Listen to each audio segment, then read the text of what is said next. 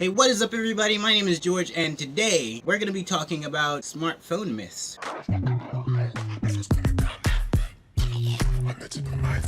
There has been no doubt that smartphones have come a long way since the first telephone. That was invented by Alexander Graham Bell, the 10th of March, 1876. From there on, as the years go by, the technology has gotten tremendously smaller, faster, and even more compact, along with tons of myths about phones. Even if these said myths get debunked, new ones just keep on popping up as the years go by.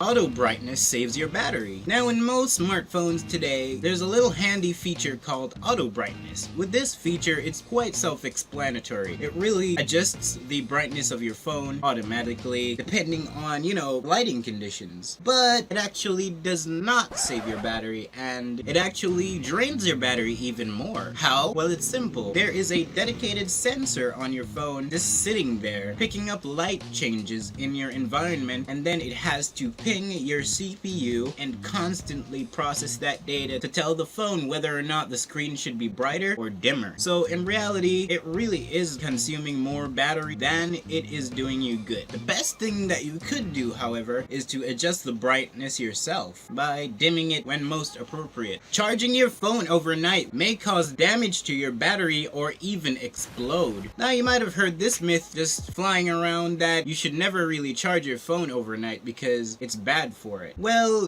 yes and no, because back in the day, you weren't supposed to charge your phone unattended for long periods of time because the technology that was inside of the phones weren't good at switching off the charging when needed. But thanks to modern technology, there is a nice feature in your smartphones called trickle charging. Now, this mode will detect whenever your battery is at full capacity, and then it will either disengage the charging until your battery loses power, or it will give it a significantly lower amount of amps so that it doesn't overload the battery. So it really only charges it when it needs to. But sadly, there are still some devices out there that does not have this charging technology. But nonetheless, most, if not all, modern batteries have this. You should only use the original charger. Well, that's what they all tell you. But yes and no, not in most cases. See, with most cellular devices, it really doesn't matter which charger you use, as long as the voltage is roughly about 5 volts and the cable is actually decent and will not overload your phone or short it out or something. As long as the charger that you're using is decent and it's not actually extremely cheap and unreliable, it will work just fine. But devices such as Samsung or other devices, even HTC sometimes, these kinds of phones will actually tell you when you're not using the original charger, and most likely might actually deny the charge in some cases. But nonetheless, if you desire to charge your phone with an off-branded cable or the adapter, you should always try to get a decent quality one or a high-end one for the best quality and best results.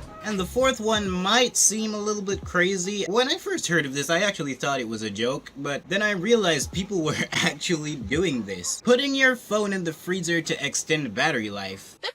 When is that ever a good idea? It has been a belief for a lot of people that if you put your phone in a freezer, it will increase the battery life. I guess they're kind of taking like the putting a cup of water in the refrigerator and it turns to ice logic a little bit too far, but with the electrons inside of the battery, it doesn't really work that way. In fact, putting your phone in the freezer will actually damage your battery even further. It's even worse than putting your phone in the blazing hot sun. Lithium-ion batteries can't really perform well in very cold temperatures. That's why countries that are closer to the poles that experience winter actually have a huge problem with batteries, anywhere from smartphones, tablets, cars, literally cars. Car batteries literally go dead because they were in the snow for too long. But in the end, you should really never do that because, as I said, it'll just damage the battery even more. turning on airplane mode increases your battery life. Well, I mean, this one, you might say, well, George, I've already turned on airplane mode and I have experienced better performance out of my battery. True, but just hear me out for a little bit. Back in the day when wireless services were becoming more and more of a big thing, such as Bluetooth, Wi-Fi, GSM, which is data connection, they were mainly referred to it as GSM back in the day. All of these services used to eat through batteries like nothing. Just imagine if you punctured a hole inside of a battery and just let every little bit of juice drain out. That's practically what would happen if you had like data connection on, you know, older phones and let it sit there for like 2 hours. You know, the phone would be dead. So back then, putting it in airplane mode, switching off all of these features would help in giving you maybe 30 minutes to even an extra hour. But as technology got progressively better and these little devices became even more power efficient, running all these services simultaneously doesn't even eat into your battery as much as back then. With modern smartphones, even if you turned on airplane mode, it would only save you anywhere from 20 to 30 minutes of battery life the most. So it doesn't exactly make sense, you know, to turn off your cell service just for an extra 20 minutes. Maybe if you're playing a game or something and you really don't want to stop now. I know I've done that like many times, but you know, it's handy when you want to save a few minutes. You know, there are countless more of these crazy myths that people actually try to do, to either charge their phone by putting the batteries in the sun, to chewing on them, to hammering on them, to even calling the emergency services. Which, if you'd like me to explain about that, I could make a video, maybe a part 2, even touching on that topic. So I guess that's it for this week's video. I'm just gonna wrap it up right here. I hope you enjoyed watching.